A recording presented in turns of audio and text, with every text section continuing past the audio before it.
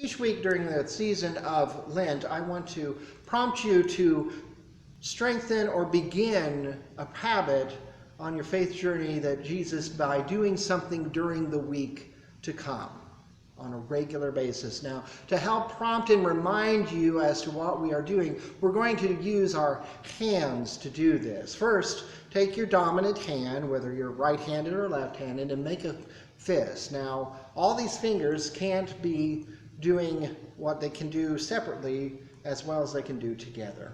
They perform something greater than each individual can do. Now, this is to remind us that we are to meet regularly, weekly in worship, and I would challenge you to have a perfect month of attendance, if not at least a 90% attendance in this year. Now, our 5 exercises also include worship and prayer, studying, serving, giving, and sharing with others. Now, I want you to look at your other hand.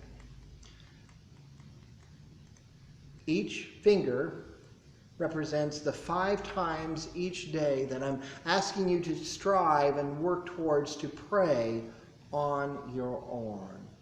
Now, to make it easy to remember when you are to pray, take your thumb, and it's when you get up in the morning.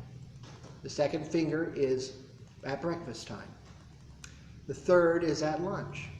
The fourth is at dinner, and the 5th time is just before you go to bed or just before your sleep or medications take effect.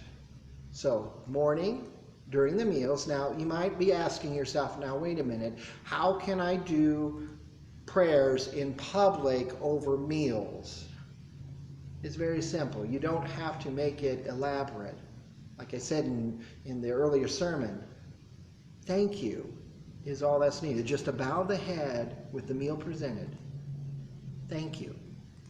And you go on with your life. Now, don't be surprised that perhaps that momentary pause in a public place and that little nod of your head is noticed by someone, that you are praying.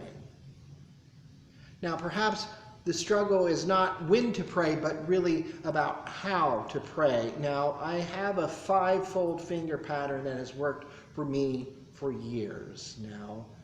You open your prayer first with your love and praise to God. And then you express your thanks for the many blessings God has given you.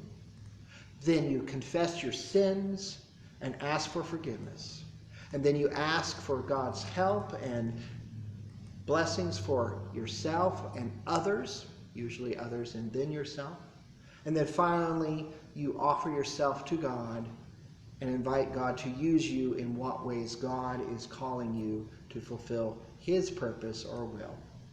So the first one is simply praising God. The second one is thanking God. The third one is confessing to God. The fourth one is petitioning God with your joys and concerns. And the last one is yielding yourself to God's presence and direction in your life. That's all for this week. Thank you, and we look forward to seeing you next Sunday.